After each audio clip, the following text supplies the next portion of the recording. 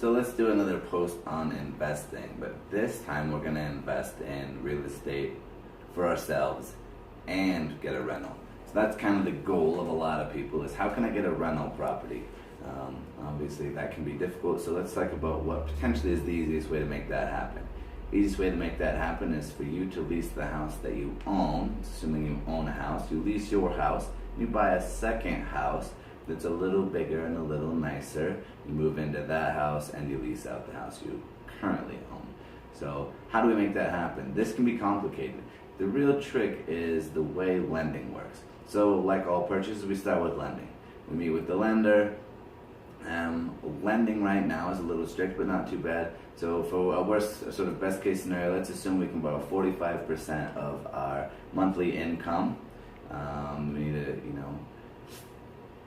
$4,000 a month. Let's say you make $4,000 a month, and you can have 45% of that as your bad debt, or your debt in any way, I should say, any debt.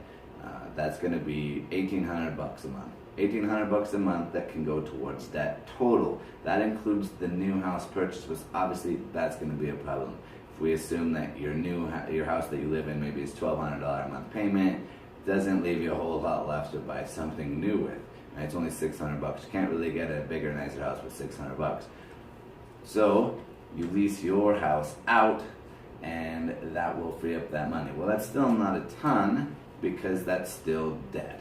And the way that lenders have gotten around this, this loophole existed for a while, then closed up for a while, then got changed, and now it's kind of back, is you can borrow 75%, or debt can be relieved of up to 75% of your lease value. So for easy math, let's just make it be even. You make $1,200 in your mortgage payment, and you can rent the house for $1,200. Probably not the case in our market, but let's just play that it is. Right? So it's a wash. It doesn't cost you anything, right? Out of your own pocket. A lender will allow 75% of that debt to go back into the equation on your side. And that's going to be $900, right? So you have $900 that goes out of the debt equation. It only leaves $300 in there. Right? So if you make $1,800 a month that can go towards the debt, any debt. Right? We're going to assume that you don't have any debt, you don't have any bad debt, you don't have any student loans, you don't have any credit cards, nothing. You just have house debt. Right? For this simple math, now you have $1,500, right? That's your $1,200 you were paying already, plus the $300 that's left over. Right? You have $1,500 of your $1,800 that you can use to purchase your new house. So it's going to be a little bigger, a little nicer, a little better neighborhood, and somebody's going to be paying the mortgage on your house that you moved out of. It's kind of a win-win.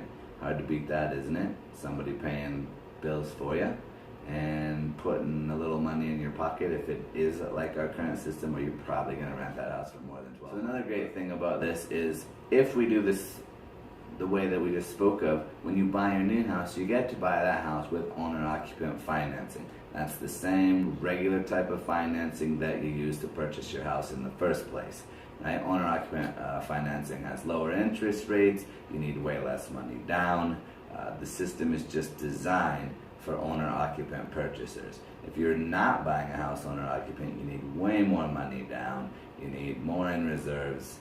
It's going to be a higher interest rate. There's just little loopholes and snags that make that more difficult process.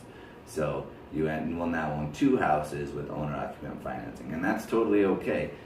Most lenders will allow between 4 and 6 before they get a little sketched out about how many owner-occupant loans you can have. The regulations for the last quite some time have been 10 total, but getting a lender that'll actually make you that 8, 9, or 10 can be a little bit tricky. Let's talk about one thing that is a big deal that we haven't hit on, is you need reserves. And that's the one thing that will be different. A lender will require that you have reserves to make the payment on both properties.